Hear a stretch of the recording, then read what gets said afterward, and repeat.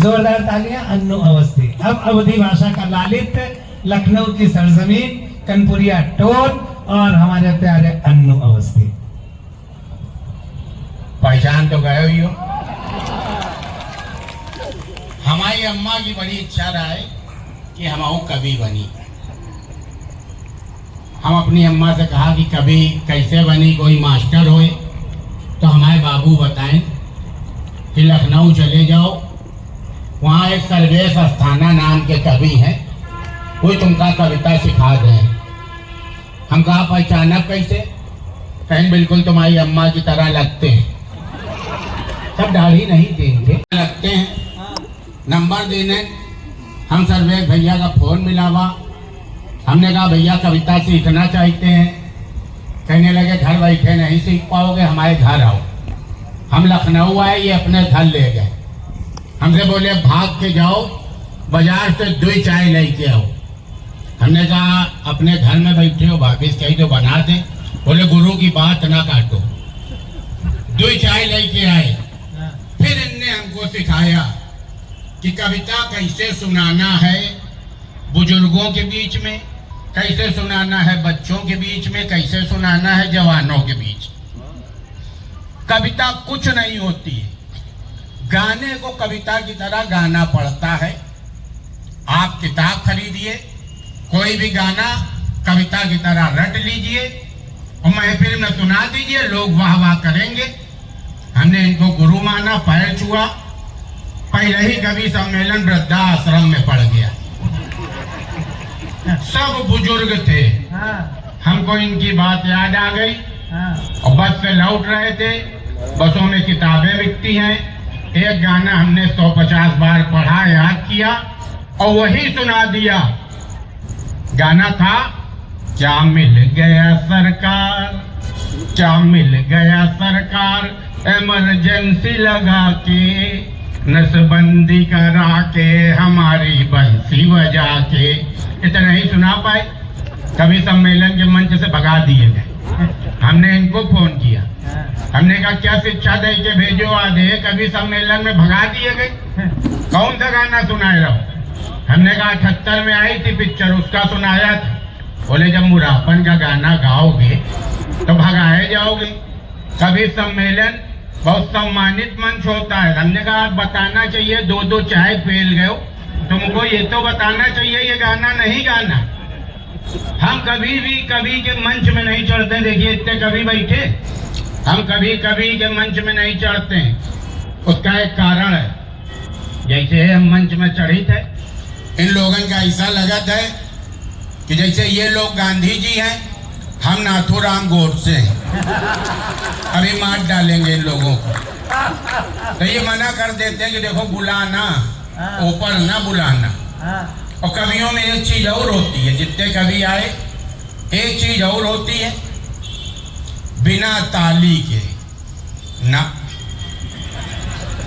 उनको बात बात पे ताली चाहिए। अगर 15 कवि किसी मंच में बैठे, देखिए 5 कवि बैठे, ऐसा लग रहा है इन लोगों का मुंह देख के कि ये कवि सम्मेलन में नहीं आए, ये 9 बार में आए। अभी इनकी खोपड़ी घोटी जाएगी, उसके बाद इनको एक लुटिया और चटाई दिया जाएगा, ये अपने घर चले जाएंगे। और इसी के साथ अगर अभी 2 कवित्री बैठाल देते तो बाबू फिर इनका चेहरा देख लो, ऐसा लगता है ये कवि सम्मेलन में नहीं आए हैं, रिंग सेरेमनी में आए हैं। अभी कवित्री इनको अंगूठी पहनाएगी, वो कहेगी कुंडी ना खटकाओ राजा, सीधे घर हमरे आओ राजा। कानपुर में होली बहुत भयंकर मनती है। किसी के जुकाम है, छींक आ रही है, उससे दूर बैठो। और इधर भी कोई मूली पर आटा खा के आया, क्योंकि हवा इधर की चल रही, हमको उसके भी चेक करो। कानपुर में ब्रजेश भैया होली 7 दिन मनाई जाती है। होली वाले दिन हमने ठंडाई पी लिया। ठंडाई पी के जब घर आए तो हम अपने घर में अपने को आवाज दे रहे हैं, अन्नू भाई। हमारे पिताजी उतर के आए, उन्होंने कहा वो तो है नहीं, चौराहे तक गया है। हम अपने को देखने चौराहे चले गए। जब लौट गया तो देखा बाबूजी वहीं खड़े। हमसे कह रहे अबे अभी तुमको कोई लौंडा तुम्हारी शक्ल का पूछने आ जाता चौराहे तक गया। हमें लगा कि बाबूजी भी ठासे हैं। हम अंदर चले गए। बाबूजी ने हमको लिटाया खटिया में, एक कटोरे में कड़वा तेल लेके आए, हमारी खोपड़ी में मालिश करी। उनने कहा कड़वा तेल रगड़ने से भांग का नशा उतर जाता है। अच्छा। तो हमने कहा अपने लगाए हो? तो उनने कहा इसी से निचोड़ निचोड़ के कर रहे हैं। फिर उनने हमको समझाया कि नशेबाजी बुरी चीज है। हमको देखो, हमने रोड लाइट के नीचे बैठ के पढ़ाई करी है, आज वहां पर हैं हम। तो हमने कहा कि फिर दिन में क्या करते थे? बोले तो फिर हमारे बाप ने करी होगी, तुम्हारे बाबा ने। हमने कहा वही तो 2 कक्षा पढ़े थे। बोले फिर पर बाबा ने करी होगी। हमने कहा तब लाइटें नहीं थी गांव में। बोले यही नशेबाजी हमें नहीं पसंद, इसीलिए हम करने नहीं देते। और उनने खोपड़ी तोड़ा के भाभी हमको सुला दिया।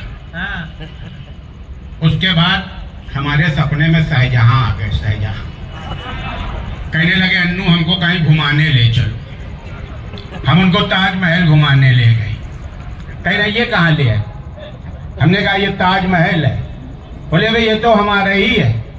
हमने कहा इसीलिए ले आए कि मंदिर बनने से पहले एक बार देख लो ठीक से।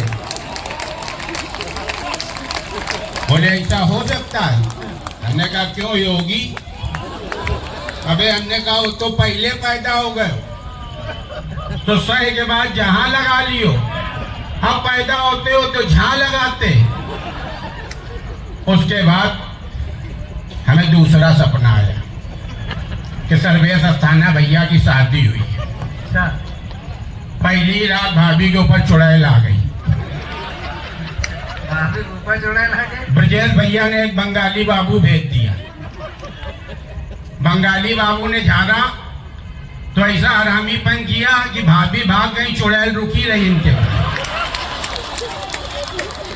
ब्रजेश भैया ने 5-6 दिन बाद इनको फोन करके पूछा सर्वेश कैसा लग रहा? कहने लगे बड़ी मौज आ रही, ये तो कोई भी काम फट से कर देती। अभी हमने कहा पनीर की सब्जी खाने का मन है, तो उसने हाथ ऊपर किया, भैंसी ले आई, दूध दुआ, पनीर बनाया, सब्जी खिलाई। इतना खुश, चुड़ैल से इतना खुश, आगे का हम भूल गए लगा। चुड़ैल से इतना खुश। तो हमने सर्वेश भैया से कहा कि ऐसे कैसे काम चलेगा, चुड़ैल के साथ रहते हो? कहने लगे तुम बीच में ना बोलो, सब ब्रजेश ने भेजा है। बोले एक बार में सब काम चुटकी में करती है। हमने कहा जब नहीं करती है तब तुम क्या करते हो? बोले हम हनुमान चालीसा लगा देते हैं, तब करने लगती है। सपने में इनके सांप काट ली। वही बंगाली बाबू फिर आए। एक बार वो सांप झाड़ रहे थे, इनने कहा कोई दवा बताओ। उसने कहा नींबू चाटो नमक डाल के। बोले क्या उससे जहर मर जाएगा? बोले नहीं, उससे तुम मर जाओगे, तड़पोगे नहीं ज्यादा देर। तो समय का अभाव है, ब्रजेश भैया को भी जाना है। सबसे अच्छा काम किया इनने, साल की जगह तौलिया दी, और तौलिया भी नाप की थी। पिछली बार इनने दिया था या तो आगे से यूं पकड़े रहो या पीछे से यूं पकड़े रहो। पिछली बार का इनका सप्लायर हल्का था, इस बार किसी बड़े आदमी को फांसा है। सबका बहुत बहुत धन्यवाद, बहुत बहुत बधाई।